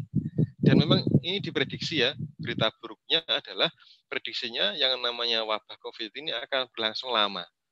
Bisa sampai setahun, lebih bisa sampai tahun depan begitu. Ya, semoga prediksinya salah begitu. Tapi dari data-data yang ada ketika dengan penata laksana seperti ini, maka akan bisa lama seperti itu. Nah, jadi kembali lagi, kenapa kok banyak negara itu kesulitan mengatasi wabah ini? Karena memang tidak mempersiapkan diri untuk itu. Dan tidak bertindak sebagaimana yang seharusnya atau yang semestinya begitu. Nah, memang ini merupakan tabiat atau karakter secara umum dari negara-negara yang menjalankan sekularisme, yang menjalankan sistem kapitalisme begitu, yang mengutamakan ekonomi, yang mengutamakan investasi itu dibandingkan dengan bagaimana mengurusi kebutuhan-kebutuhan masyarakat secara real. Gitu. Sehingga ketika kita mau segera selesai dari wabah ini, ketika kita segera ingin melihat masyarakat menjadi sehat kembali, kembali ceria kembali, maka mau nggak mau kita harus mengambil syariat Islam itu untuk dijalankan. Karena syariat Islam memberikan tuntunan, termasuk diantaranya adalah untuk menyelesaikan wabah dan seluruh problematika yang dihadapi oleh umat manusia dewasa ini. Nah, insya Allah seperti itu sedikit penjelasan 1 jam terkait dengan wabah COVID-19 dan solusinya dari sisi Islam. Terima kasih.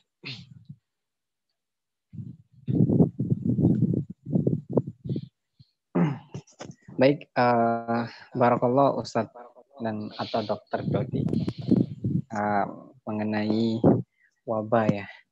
Jadi PSBB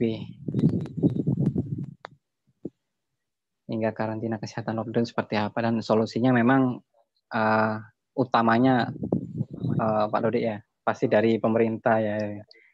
Karena dari kondisi saat ini memang masyarakat sendiri kalau mau keluar kemana-mana juga mikir, tapi kalau nggak keluar juga mikir. Nah ini masyarakat pada umumnya seperti itu Pak Dodi ya. Nah teman-teman mahasiswa benar Allah Subhanahu Wa Taala, kita kasih kesempatan untuk bertanya kepada langsung Dr. Dodi. Nanti kita bacakan dimulai dari YouTube ya. Nah, namun sebelum itu saya umumin teman-teman Allah Subhanahu Wa Taala bahwa di MySohib ini kita mempunyai program ya, program untuk bantuan teman-teman kita ya, bantu teman-teman kita yang saat ini mungkin mengalami kesulitan ekonomi. Bagi teman-teman yang saat ini mempunyai rezeki lebih ya, harta lebih, atau sisihkanlah teman-teman untuk saudara-saudara kita yang insya Allah kita akan buat santunan ya, yang pertama santunan kepada yang membutuhkan, intinya ya entah nanti disembakokan atau gimana. Yang jelas nanti teman-teman MySohib bisa melalui rekening MySohib di 0454 510 298. Sekali lagi teman-teman MySohib yang insya Allah mau menyisihkan untuk hartanya bisa langsung ke rekeningnya BNI Syariah, rekeningnya MySohib atas nama Irham Hadi Pratama di 0454 510 298. Nah, mohon keikhlasannya teman-teman yang saat ini ingin ya menyisihkan hartanya bisa menambahkan Rp1 saja, ya Rp1 saja untuk sisihannya untuk kode kita ya, teman-teman. Contoh Rp100.000 ditambah Rp1, 100.000 ditambah Rp1, berarti Rp101, 100.000 Rp1. Kalau 500.000 ya Rp501, 500.000 Rp1. Konfirmasi di nomor admin MyShohib 0813 94000212. Jadi sekali lagi di admin MyShohib di 0813 94000212. Ya, ini Pak Dodi sudah ada yang bertanya. Ya, silakan. Dan ada beberapa komentar yang saya mau bacakan, Pak Dodi. Nah, ini ada atas nama Dwi Syaharoh. Saya rasa sejak awal sudah terlambat pemerintah mengantisipasi hingga menangani pandemi ini. Idealnya bagaimana Islam mengajarkan penanganan mulai dari awalnya, diketahui ada wabah. Nah, itu seperti apa Pak Dodi? Jadi penanganannya idealnya menurut Islam yang diajarkan Islam ini seperti apa? Dia jawab dulu Pak Dodi, bagusnya, atau saya bacakan dulu atau gimana? Monggo, mau dijawab dulu boleh? Boleh, dijawab dulu aja Pak Dodi. Silakan. Ya. Jadi seperti yang saya sampaikan tadi adalah ketika terjadi wabah seperti itu atau terjadi belum wabah lah begitu ya, belum wabah lah.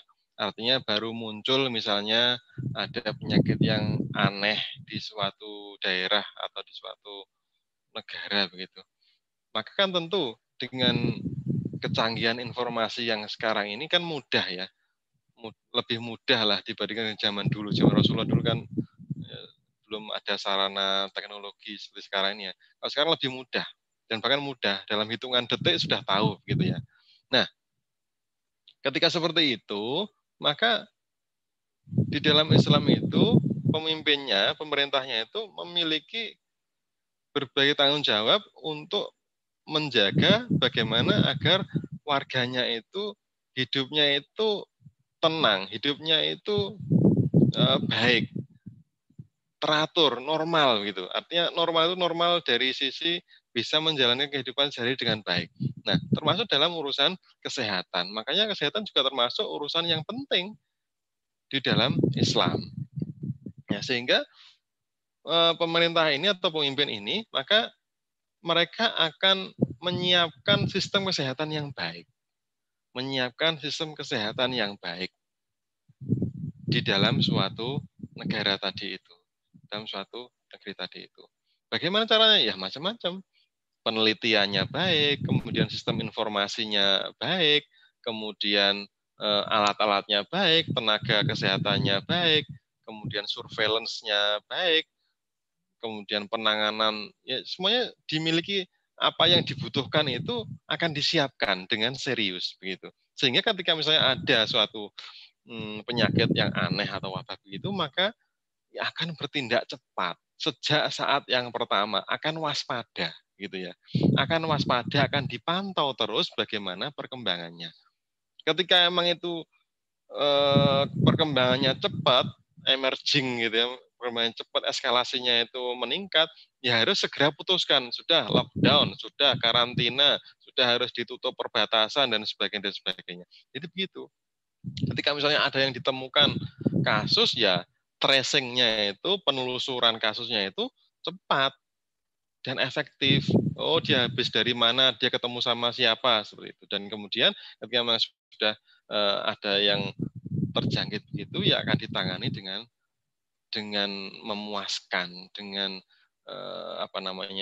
kemajuan kesehatan yang terbaik lah gitu.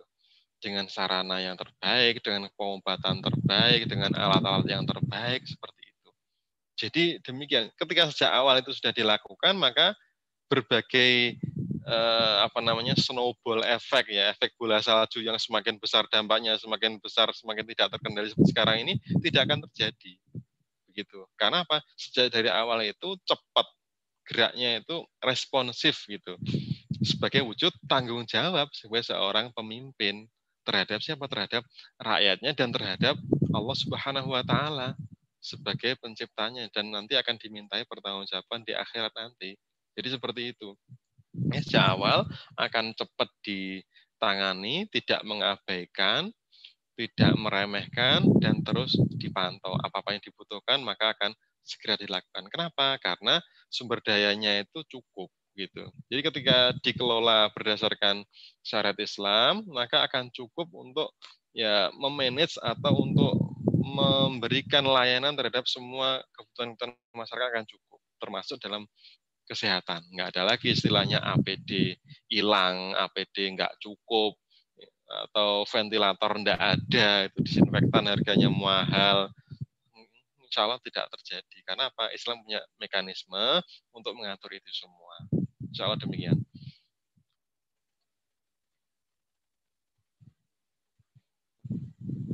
Baik, ini ada lagi Pak Dodi. Lainnya yang menggelitik ini Pak Dodi. Atas nama Bagus Winagara. Tips untuk menikah ketika wabah bagaimana Pak Dodi? Melihat kondisi sekarang menikah dipersulit Pak Dodi. Diobrak-obrak mungkin. Diulangi. Tips. Ya, ini dari Mas Bagus Winagara. Tips untuk menikah ketika wabah bagaimana? Tips untuk menikah ketika wabah seperti ini kondisinya. Dengan kondisi sekarang menikah ini dipersulit ini. Ya, ini mungkin apa ya? Mewakili dari para jomblowati. Monggo Pak Dodi, silakan. Wah, ini ternyata juga dampak dari pandemi ini, dari wabah ini nggak cuma urusan kesehatan sama ekonomi ya. Ternyata urusan pernikahan atau hubungan antara laki-laki dan perempuan juga terdampak ini ternyata ya. Masya Allah. Ya. Jadi memang kalau kemarin juga saya sedikit mengikuti terkait dengan hal itu, memang agak ini ya, bisa dikatakan agak dipersulit atau dibatasi ya untuk menikah ini ya, atau untuk resepsi misalnya ada yang sudah menikah, resepsinya tidak boleh banyak orang, atau akad nikah saja, resepsinya kapan-kapan atau seperti itu, atau dibuat physical distancing sehingga seperti itu ya, sampai terjadi seperti itu. Atau ada juga yang diharapkan untuk ditunda gitu oleh pihak KUA gitu misalnya. Jangan dulu, ini masa wabah, ini masa yang sulit, yang mengkhawatirkan, jangan menikah gitu. Ditunda dulu. Nah, terus gimana masalahnya? Ini sudah ngebet ini. Sudah kepengen menikah. Misalnya begini, ada ini ya, calon pasangan suami istri ya, ketika sebelum ada wabah ini sudah ditentukan harinya untuk akad nikah, begitu misalnya ya. Kok jelalah gitu ya, jelalah. Kemudian pas mau akad nikah, kok terjadilah wabah, terjadilah pandemi seperti sekarang ini. Ya bagaimana? Ya maka perlu dilihat, ya perlu dilihat. Jadi yang namanya menikah itu kan termasuk sunnah Nabi ya, sunnah Rasulullah SAW. Dan hukumnya, hukum asalnya kan sunnah. Dan bisa menjadi wajib bagi orang-orang yang sudah mampu untuk menikah dan tidak bisa atau sudah nggak kuat ngempet begitu, sudah nggak kuat ngempet untuk pengen berumah tangga untuk menikah. Nah ini hukumnya menjadi wajib gitu, hukumnya menjadi wajib. Nah maka ketika menghadapi kondisi ya yang seperti itu, maka untuk menikahnya sendiri itu ya dilakukan saja. Ini kalau pandangan saya pribadi ya, dilakukan saja dengan apa? Dengan cara-cara atau kaidah-kaidah di dalam pencegahan terjadinya wabah atau pencegahan terjadinya penyebaran atau penularan wabah begitu. Jadi misalnya ketika nggak usah resepsi dulu lah, gitu kan? Nggak usah resepsi, akad nikah selesai, akad nikah bisa di rumah mendatangkan petugas KUA gitu. Kalau misalnya petugas KUA-nya tidak bersedia ya di kantor gitu kan, di kantor KUA dengan nggak usah banyak-banyak orangnya, mempelainya saja sama saksinya, walinya, udah nggak usah, keluarga dekat saja, nggak usah banyak-banyak. Dengan apa? Pakai masker, menyediakan disinfektan, kemudian physical distancing. Nah, jadi kaidahnya seperti itu. Kenapa? Karena ya tadi memang ini adalah situasi yang sulit gitu, termasuk sampai dampaknya kepada pernikahan. Pernikahan sudah pengen mau menikah, sudah ada jadwalnya, tanggalnya menikah, ternyata apa?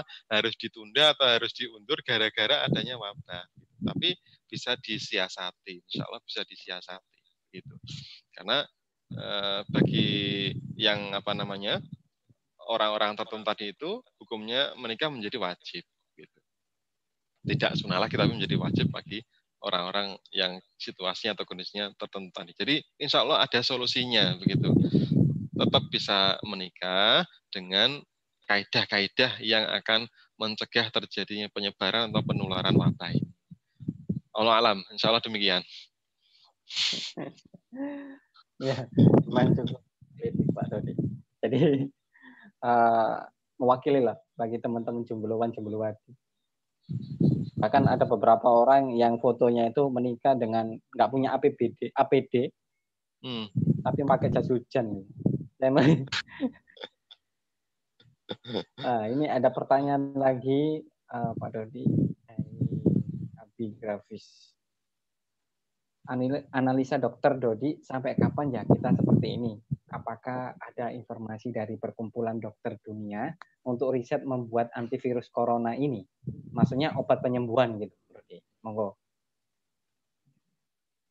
Ya, jadi di tengah kondisi seperti sekarang ini, dengan berbagai negara yang memiliki model penanganan yang berbeda-beda, maka tidak bisa diseragamkan, tidak bisa diketahui kapan ini akan berakhir, begitu ya. Kalau misalnya beberapa negara sudah dikatakan melewati puncak, jadi kalau wabah itu kan gini ya, ada puncaknya seperti gunung. Kalau sudah sampai puncak, maka akan turun lagi, begitu. Kurvanya seperti itu, kurvanya atau grafiknya seperti itu. Ada beberapa yang dikatakan sudah melewati puncak dan sudah mau turun. Nah, sekarang ini banyak negara yang masih belum sampai puncak, begitu. Dan kalau negeri kita tercinta ini, Indonesia ini, itu malah masih di apa istilahnya ya, di lereng kurva atau lereng gunung yang masih bawah, begitu, yang masih bawah. Jadi ini perkiraannya masih lama. Ya ini memang informasi yang bisa dikatakan ini tidak bagus ya. Informasi yang tentu membuat kita semua itu menjadi sedih begitu. Karena memang ini masih lama. Dengan model-model penanganan seperti sekarang yang dijalankan oleh pemimpin kita ini, seperti itu akan masih lama. Kalau kemarin itu prediksinya dari BIN ya, Badan Intelijen Negara, itu puncaknya itu baru Juli. Sekarang kan masih April ya. Mei, Juni, Juli ya. Sekitar 2 atau 3 bulan lagi itu baru puncaknya. Dan nanti baru bisa turun begitu. Itu salah satu prediksinya. Masih ada lagi yang lain begitu. Jadi semakin penanganannya itu kurang agresif begitu, maka memang nanti akan semakin lama dan korbannya pun akan semakin banyak. Karena tingkat kematiannya di Indonesia termasuk tinggi ya, sekitar 9%. Kalau yang lain secara umum di internasional kan 4%-an lah, jadi sekitar 2 kali lipatnya lebih. Jadi akan bisa lama. Dan yang namanya wabah atau pandemi itu nggak cuma sekali, bisa beberapa gelombang. Gitu. Ini gelombang pertama gitu. Bisa terjadi beberapa gelombang. Bagaimana tergantung dari penanganannya. Kalau penanganannya bagus ya cukup 1 gelombang. Kalau penanganannya kurang bagus ya bisa beberapa, sehingga akan menjadi lama. Dan terkait dengan wabah yang diakibatkan oleh virus seperti ini, maka pengobatan yang paling bagus ya dengan vaksin memang ya. Dikatakan demikian, insya Allah. Vaksin. Lah masalahnya vaksinnya itu lama gitu. Jadi dari berbagai pengalaman itu, yang namanya vaksin itu bisa diproduksi dan siap edar dipakai oleh manusia itu jangkanya sekitar 1 tahun sampai 1,5 tahun dari sejak awal pertama munculnya wabah gitu ya. Jadi kalau wabah munculnya Desember kemarin, jadi ya paling cepat itu ya akhir tahun 2020 itu baru ada vaksinnya. Akhir tahun ini baru ada vaksinnya. Gitu. Rata-rata seperti itu.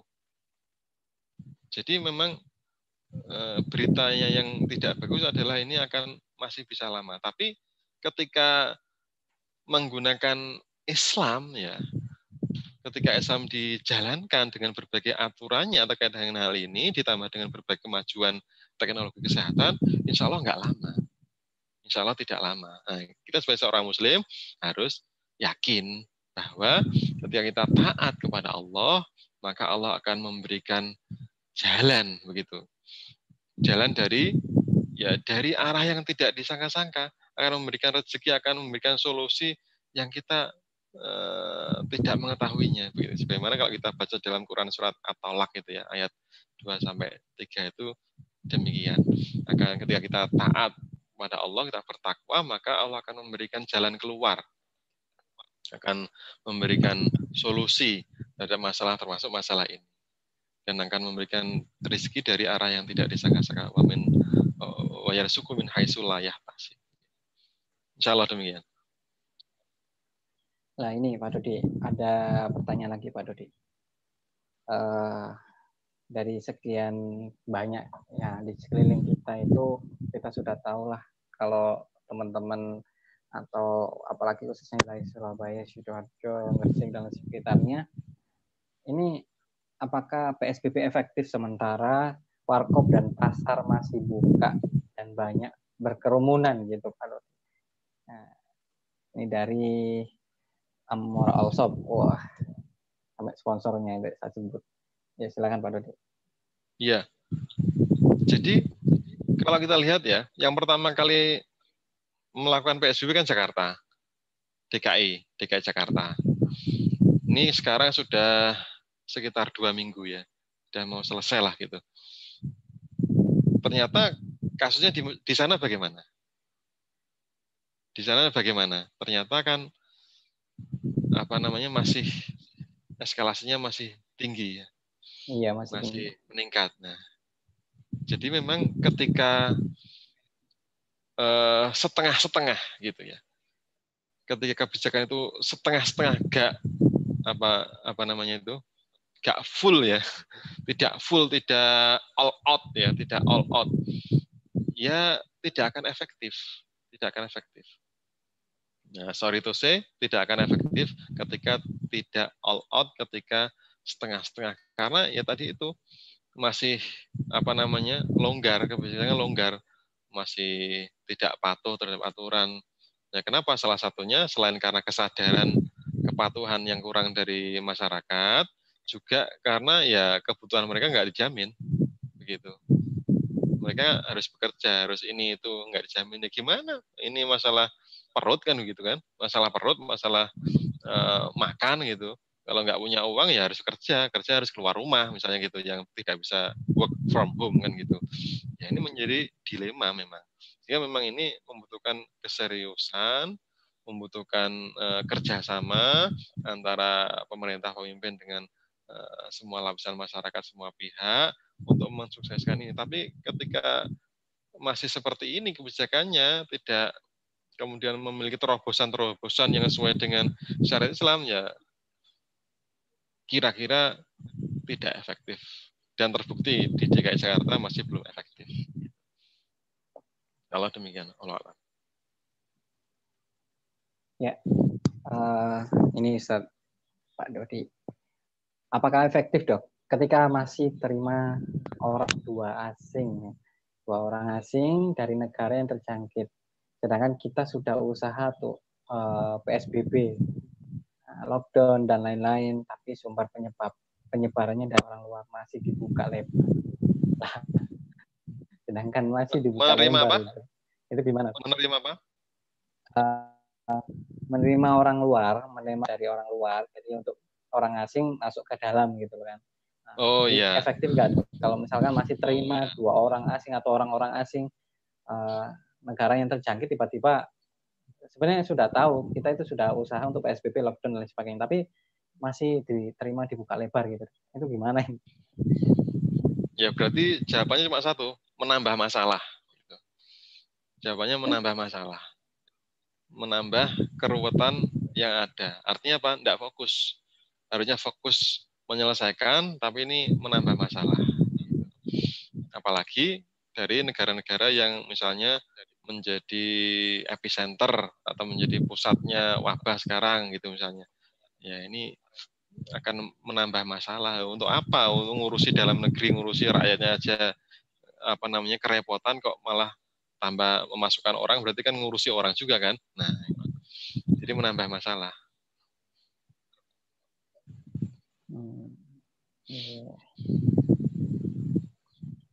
Kontraproduktif dengan upaya untuk menghentikan wabah gitu.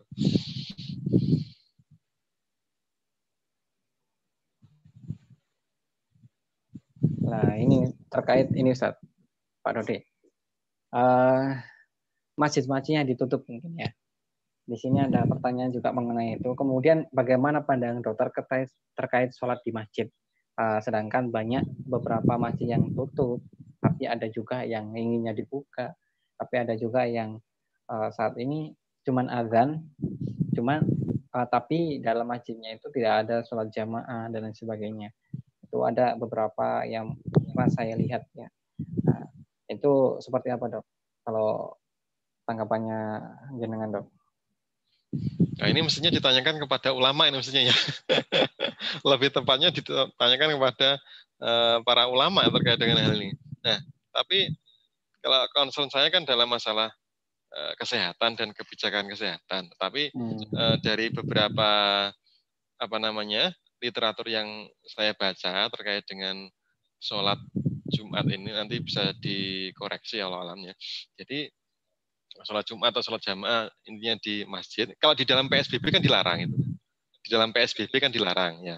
Kalau kita baca ininya pasal-pasalnya itu kegiatan keagamaan yang menghadirkan banyak orang itu kan dilarang, tidak diperbolehkan karena nanti akan dikhawatirkan akan bisa untuk memudahkan terjadinya penyebaran penyakit atau wabah gitu. Nah, kalau di tengah kondisi sekarang yang buta seperti ini memang sulit gitu. Di tengah kondisi yang buta seperti ini memang sulit. Artinya memang sulit untuk memperkirakan ini jamaah samping saya ini dia bagaimana keadaannya, dia sehat, dia karier atau dia sakit gitu. Kita nggak tahu karena dia tidak dites gitu kan. Dan atau belum dites. Nah, dalam kondisi yang seperti ini, maka mesti perlu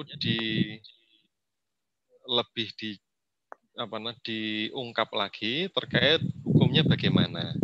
Jadi terkait dengan hukumnya kan nanti bisa berbeda-beda. Artinya begini,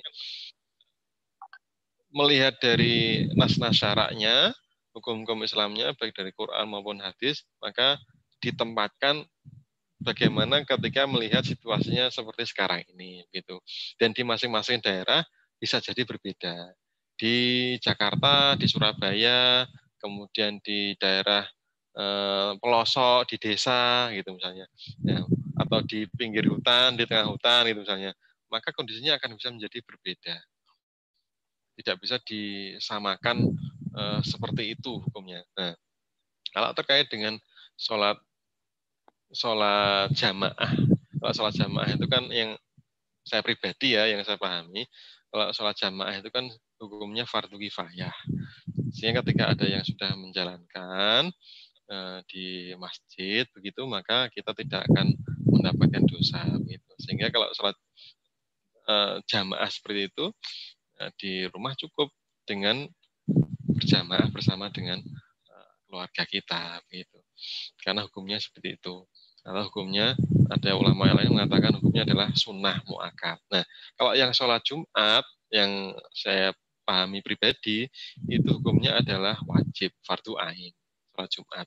Nah, untuk sholat Jumat ini ya mestinya tidak menutup masjid gitu. Mestinya kalau berdasarkan ini kita bicara dari Islam ya kan begitu. Nah, tidak menutup masjid.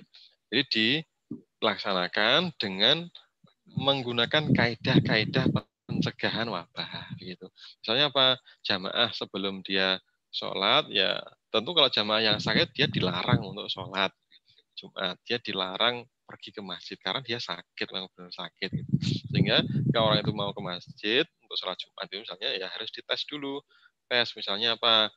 Suhunya. Oh, ini berarti misalnya kalau panas ya berarti dia ada keluhan batuk-batuk atau sesak ya berarti dia disuruh pulang atau tidak boleh ikut sholat Jumat. Kemudian disinfeksi, disediakan, cuci tangan dengan sabun, kemudian wajib pakai masker, kemudian pakai alas sholat sendiri bawa dari rumah, kemudian jarak antar jamaah itu minimal 1,5 meter gitu, sehingga tidak terjadi kontak, tidak perlu salaman, tidak perlu cipika-cipiki ketika ketemu sama temannya di masjid, kemudian tidak banyak ngobrol bersama orang, langsung pulang. Nah, itu bisa sebenarnya dilakukan ketika serius. Gitu. Artinya tidak perlu sampai adanya penutupan masjid untuk sholat Jumat. Gitu. Dan juga terkait dengan sholat Jumat, memang ada beberapa perbedaan di antara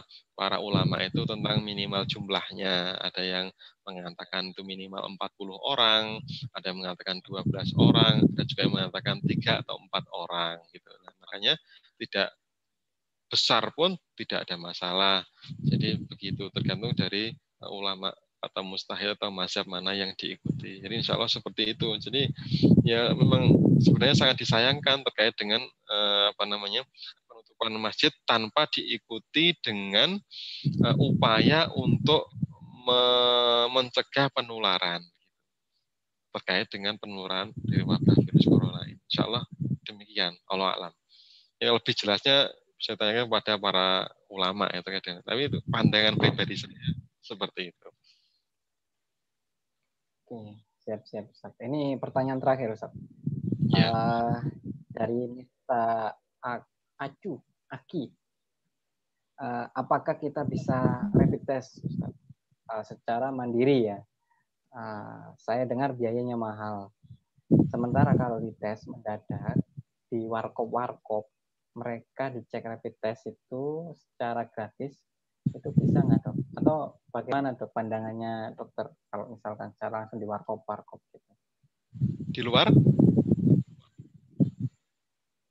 Ya, iya Pak. Rapid test di warkop? Iya. Jadi saya ulangi lagi, apakah kita bisa rapid test secara mandiri ya dok? Saya dengar biayanya mahal.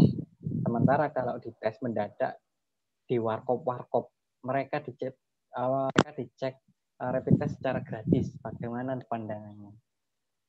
Oh, yang mengecek gratis siapa nih? Enak banget ini. Nah, ya jadi untuk deteksi maka yang menjadi gold standard atau baku emasnya itu adalah PCR atau RT-PCR, polymerase chain reaction.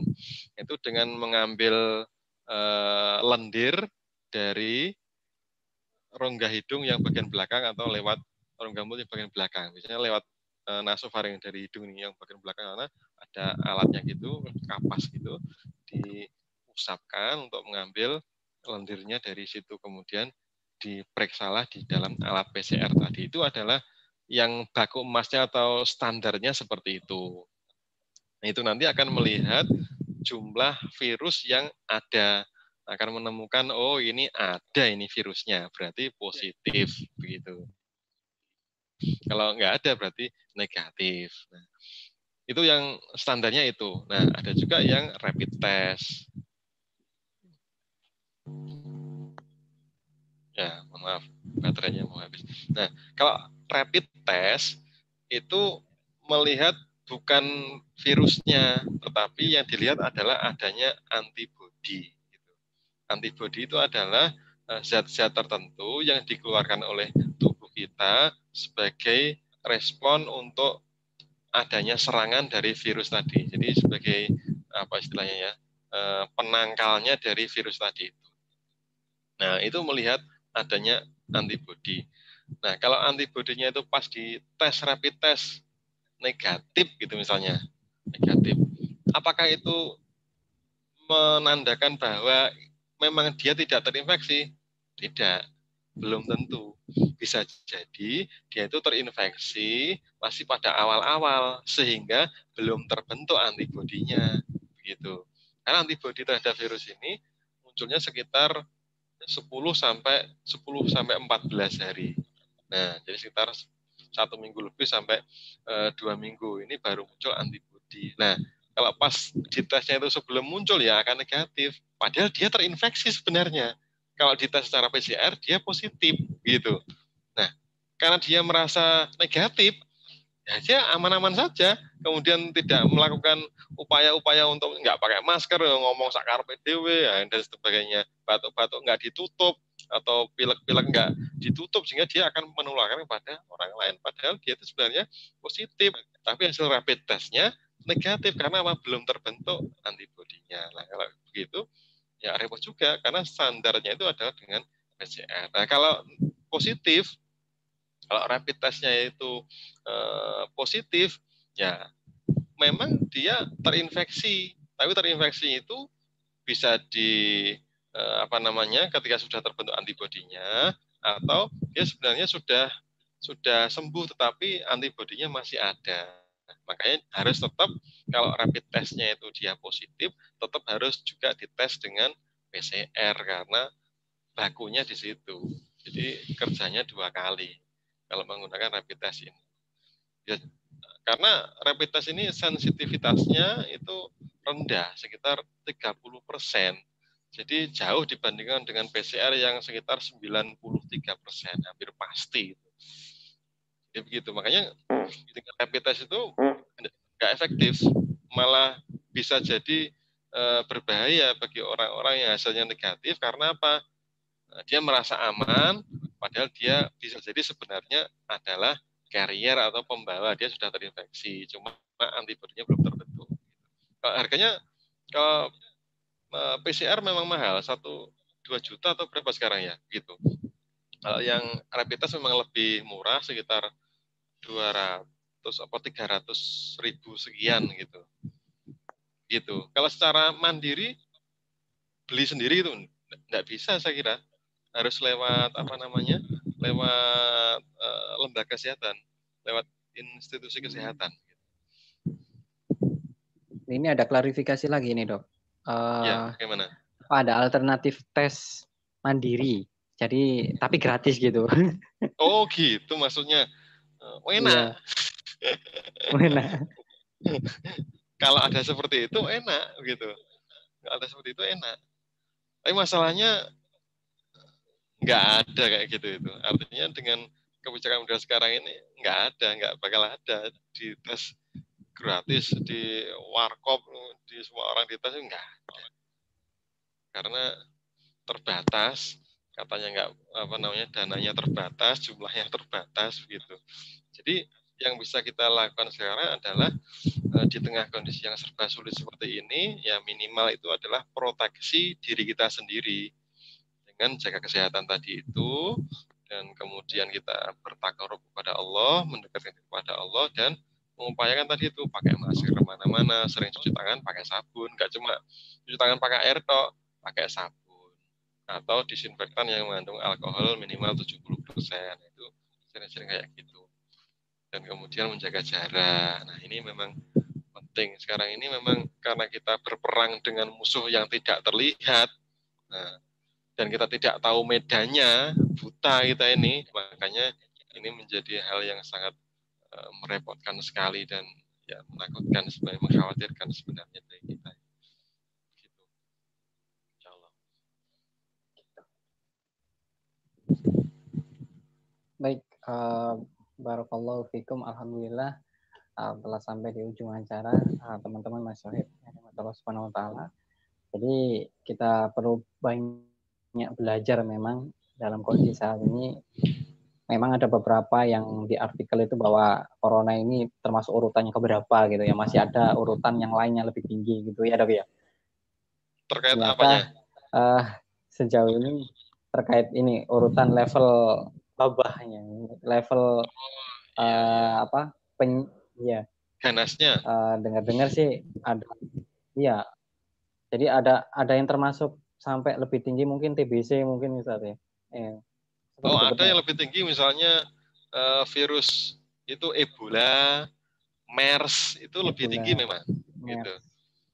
Ya, itu Hmm. lebih tinggi, tetapi bisa dilokalisir itu. Bisa dilokalisir. Hmm. Itu kan beberapa waktu yang lalu ya, Kak. MERS itu kan yang ada di Timur Tengah itu kan sekitar tahun 2013. Nah, itu bisa dilokalisir. Artinya nggak sampai menyebar ke mana-mana. Ebola juga demikian, meskipun di Afrika itu ya nggak sampai meluas kemana-mana. Tapi kalau ini enggak. Tapi tingkat keganasannya memang lebih tinggi sebenarnya. Ebola itu lebih tinggi, MERS itu lebih tinggi, tingkat kematiannya lebih tinggi. Tapi kalau yang COVID atau corona ini dia lebih cepat nyebarnya gitu. Meskipun tapi Hmm. juga berbahaya. Buktinya apa? Banyak yang meninggal. Dunia sekarang sudah 160.000 lebih yang meninggal. Indonesia sudah hampir 1.000 yang data resminya gitu. Jadi tetap berbahaya sebenarnya. Meskipun ada yang lebih berbahaya, tapi ini berbahaya. Dan karena ini dampaknya seluruh dunia, lebih berbahaya secara tidak cuma secara kesehatan, tapi secara ekonomi sangat berbahaya juga dan sosial. Gitu. Ya Allah, memang uh, kalau nggak kita dibarengi dengan spiritual yang kita tahu ilmunya lah ya, Pak Dodi ya, Pak Dokter. Jadi mulai dari bagaimana menjaga diri kita, bertawakal, berikhtiar untuk menjaga diri, meningkatkan imun antibodi kita ya. Jadi teman-teman Sohib, ya perlu kita ketahui bahwa mulai dari wabah ini masuk ke epidemi, kemudian pandemi, ya bagi teman-teman Sohib paling enggak kita sadarilah teman-teman Sohib. Mulai dari meluasnya wabah COVID-19 ini hingga masuk ke Indonesia sampai pandemi ya seluruh dunia. Solusi yang setiap negara sebenarnya memang berbeda-beda. Uh, Intinya adalah kembali lagi ke pemimpin. Ya, Islam itu sebenarnya sudah komplit ya menurut Pak Dokter tadi. Islam sudah komplit, komprehensif, dan kita sebenarnya harus tawakal, bertakarub, kemudian tetap mendekatkan diri kepada Allah Subhanahu Wa Taala. Setidaknya kita tahulah bahwa kita sebagai orang agamis ya, agama Islam ya. Islam pernah berjaya dan dulu itu pernah berjaya pada saat ada wabah ya, Pak Dokter seperti itu. Jadi teman-teman Sohib sekali lagi akhirul kalam teman-teman Sohib. Terima kasih teman-teman Sohib yang sudah menyimak dan sudah bertanya, yang mungkin terlewat untuk bertanya dan saya terlewat juga untuk saya baca untuk pertanyaan. Mohon maaf yang sebesar-besarnya teman-teman Sohib yang kita save saja nomornya My Sohib di 081394000212 yang belum masuk grup ya teman-teman My Sohib.